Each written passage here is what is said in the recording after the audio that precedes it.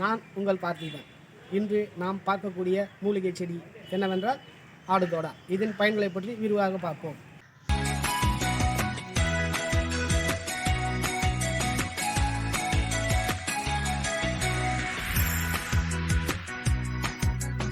இதுதாங்க ஆடுதோடா. ஆடுதோடா எப்படி வளர்ப்பது என்று விரிவாக நம்ம பார்க்கலாங்க. ஆடுதோடா என்பது இன்னொரு பேரும் உண்டுங்க. இதுக்கு ஆடு தீண்டா பாலை என்று அழைப்பார்கள். இது இப்போ நாட்டுப்புறங்களில் பார்த்தீங்கன்னா வேலியை பாதுகாக்கிறதுக்காக கூட இதை சுற்றி நட்டு வச்சுருப்பாங்க. நீங்கள் எல்லா ஊர் நாட்டு சைடில் போனீங்கன்னா அது நீங்கள் பார்க்கலாம். இது வந்து பார்த்திங்கன்னா ஒரு காலத்தில் பூ மாலை கட்டுவதற்கு இந்த இலை தேவைப்பட்டது. பார்த்திங்கன்னா இந்த இலையை வச்சு பூ மாலை கட்டுவாங்க. பார்த்துருக்கீங்க நீங்கள் மார்க்கெட்லாம் அப்போ பார்த்துக்கலாம். இப்போ உங்களால் பார்க்க முடியாது. ஏன்னா இது இப்போது சீக்கிரமாக யாருக்கிட்டையும் கிடைக்க மாட்டேங்குது ஒன்றுங்க. இது வந்து வளர்க்கக்கூடிய தன்மை என்பது ஈஸியானது. இந்த தன்மை என்னென்னா பார்த்துங்க, 10 இன்ச்சோ அல்லது 12 இன்ச்சு அல்லது க்ரோ பேக். உங்களால் தொட்டியில் வளர்க்க முடியல, வெயிட் அதிகமாக இருக்குன்னா நீங்கள் க்ரோ பேக் எடுத்துங்க.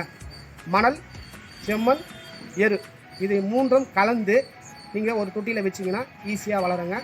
இது பார்த்தீங்கன்னா உங்களுக்கு நிறைய தேவைப்படுது அப்படின்னா 2 அல்லது 3 தொட்டியிலையோ அல்லது க்ரோ பேக் இதெல்லாம் நீங்கள் வச்சு வளர்க்கலாங்க. இதுக்கு வந்து கண்டிப்பாக வந்து தினமும் நீங்கள் தண்ணி ஊற்றி ஆக வேண்டும். அப்படி இல்லைன்னீங்கன்னா இந்த இலை துவண்டு விடும். அதுக்கப்புறம் செடி உங்களால் பராமரிக்க முடியாமல் போயிடுங்க.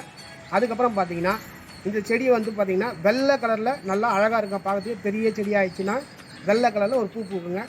அந்த பூ வந்து பார்த்திங்கன்னா ரொம்ப அழகாகவும் இருக்குங்க. அந்த பூவை பார்த்திங்கன்னா தேனீக்கள் வந்து அதிகமாக அதில் இருக்க தேனியை எடுத்து கூடு கட்டுதுங்க. நீங்கள் பார்க்கலாம், சில செடிங்க பக்கத்தில் போய் நின்றிங்கன்னா அங்கே சின்ன சின்ன தேனீக்கள் பலரும். அதுவும் முழுசாக பார்த்திங்கன்னா ஆடுதோடாவில் அதிகமான தேன் இருக்குதுங்க. இது நிறைய பேருக்கு தெரியாது.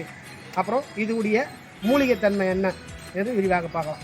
இது பார்த்தீங்கன்னா இது வந்து பார்த்திங்கன்னா 4 இலைங்க. 4 இலையை எடுத்துக்கங்க. தினமும் 1 டம்ளர் 100 ml தண்ணியில் கொதிக்க வச்சு தினமும் நீங்கள் வடிகட்டி இதை குடிச்சு வந்தீங்கன்னா கண்டிப்பாக உங்களுக்கு வீசிங் ப்ராப்ளம் குறையுங்க. உங்களில் யாருக்காவது வீசிங் ப்ராப்ளம் இருந்ததுன்னா கண்டிப்பாக இந்த செடியை பயன்படுத்தி வாங்க. வீசிங் ப்ராப்ளம் கண்டிப்பாக குறையும். இந்த வீடியோ உங்களுக்கு பிடிச்சதுன்னா லைக் பண்ணுங்கள், ஷேர் பண்ணுங்கள், மறக்காமல் சப்ஸ்கிரைப் பண்ணுங்கள், மறக்காமல் பெல் பட்டனை தட்டி போயிடுங்க.